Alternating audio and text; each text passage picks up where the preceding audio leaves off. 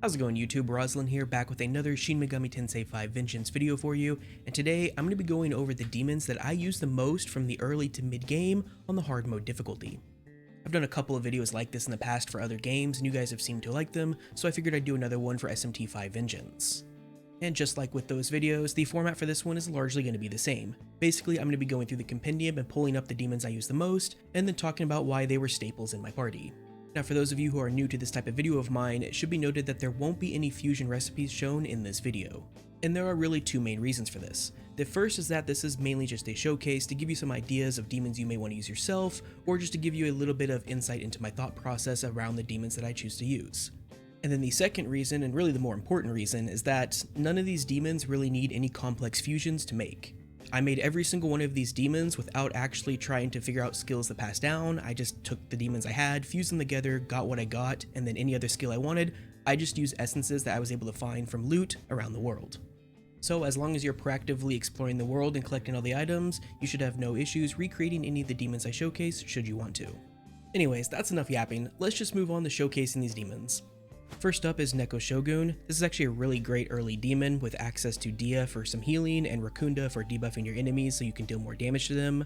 I then gave it Patra so they could heal status ailments as well, but really what solidified it in my party for the early stages of the game was its innate skill Paw-to-Paw Combat. This combined well with the demon I'll showcase next, but basically, if another demon in the party has this innate skill, then this demon will deal more damage. So basically it was an easy way to increase the damage of two different demons in my party at once. And speaking of that other demon with Paw-to-Paw Combat, that would be Cait Sith. Where Neko Shogun was more on the supporting side, you can see that I took a more offensive approach with Cait Sith. Graham Slice is really nice as it has an increased chance to critically strike, which can be good for crit fishing, but then I also have 3 elements for hitting enemy weaknesses and generating those extra press turns. Next up is Mermaid, who had 2 major things going for her. The first is that she became my Tarunda user, which is a fantastic debuff for just overall decreasing the amount of damage you're going to be taking. But the second major reason is due to the combination of her innate skill Pandemonic Feast and her unique skill Stormcaller Song. Now, Stormcaller Song hits 3 to 6 times against random foes. However, if you are against a singular target, it will always hit the minimum number of times, so 3 times against a singular target. This is where her innate skill comes in. If you use, say, your Magatsuhi critical turn, this is considered an Omagatoki effect, meaning that when she uses Stormcaller Song, not only will it have increased accuracy, it will actually hit 6 times, allowing her to absolutely body early game singular enemies. Moving on, we have Ippon Datara, who was a surprise standout for me as I was not expecting to get access to such an effective tank so early in the game. Now, what allows him to be an effective tank is really a combination of a few things. First, he just has some real natural bulk to him with a decent vitality stat. Then he also learns the skill Taunt, which allows him to draw enemy hostility, making him more likely to be attacked. But then the icing on the cake is his innate skill 1-foot hop, which will reduce the amount of damage and increase the evasion for any allies who draw enemy hostility, which happens to be him whenever he uses Taunt. Next up is Kaya no Hime, who was my first real dedicated healer. What's interesting about her is her unique skill Harvest Dance. Not only is this a pretty potent single target heal, it also increases the target's defense by 2 stages, ensuring that if they get attacked again, they're not going to take as much damage. In addition to this, I gave her Medea and Patra, that way she could heal the entire party when necessary and also cure status ailments, and then she also has Rakunda, which was just a nice supportive option for increasing the amount of damage that my party would deal. Next up is Matador, who I turned into a pretty effective dodge tank in order to replace Ippon Datara. To do this, I gave him Taunt, that way he could draw enemy hostilities and be more likely to be attacked by enemies, and then I would have him use Red Capote on himself, increasing his agility by 2 stages, which when combined with his naturally high agility, allowed him to very frequently dodge enemy attacks. Now, because I was using 2 different skills in both Taunt and Red Capote in order to accomplish this dodge tanking, I also gave him Boom Boost to increase the duration of those abilities, that way he would have a little bit more leeway to do other things such as use Graham Slice for generating more press turns because of its increased crit rate.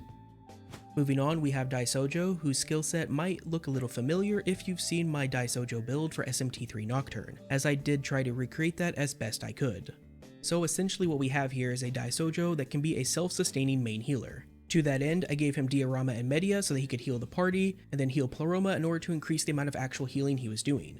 Meditation is then used in order to refill his MP while dealing a little bit of extra damage in the process, and then so that he could have something to do on Magatsuhi critical turns, I also gave him Hamaon and kept Light Pleroma. Finally, Resist Fire is to shore up his only weakness. Moving on, we have another familiar looking demon in Artemis, who also represents a pretty big power spike for this point in the game relative to the other options available.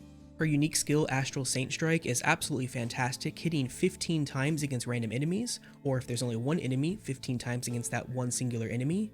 I primarily use this ability during Magatsuhi critical turns. Outside of that, Graham Slice is used to fish for crits, and then if Bufala or Zeodyne can hit a weakness, I'll use those instead. Restore helps with maintaining her MP, and then Resist Fire and Resist Force make it to where she is resistant or nullifies everything except for physical. Next up is the incredibly impressive Hayataro, who became the main tank of my party, taking over for Matador. What makes Hayataro so impressive are his 3 unique skills. Carnage Fang is a very hard-hitting physical attack that, if it crits, will oftentimes deal more damage than even your main character at this point in the game. Witness Me combines Taunt and Matador's Red Capote into one skill for basically free.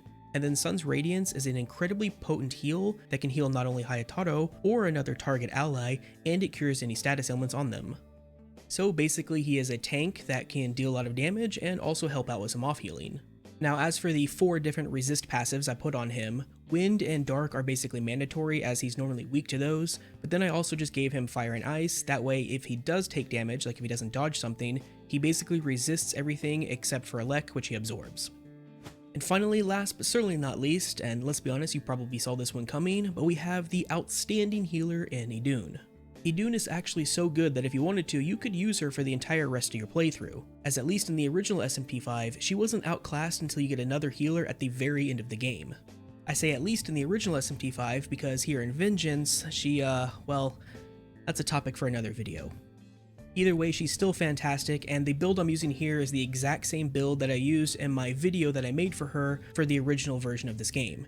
Spirit Drain is for maintaining her MP, DM Rita and Golden Apple are her heals of choice, Golden Apple being the signature ability that not only is an AoE heal, but also gives you the Luster Candy effect, Hygeia to buff Golden Apple, Resist Elec so that she has no weakness, Boom Boost to increase the duration of the buff from Golden Apple, and then Great Mana Spring in order to give her some more MP.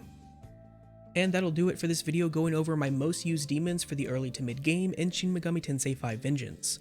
I will of course have more dedicated build videos coming out, so be sure to subscribe to the channel if you haven't already so you don't miss out on those. And of course, if you liked this video and found it helpful, please be sure to leave a like as it really does help out.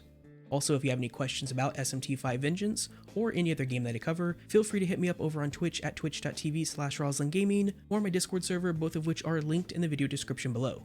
Until next time, take care.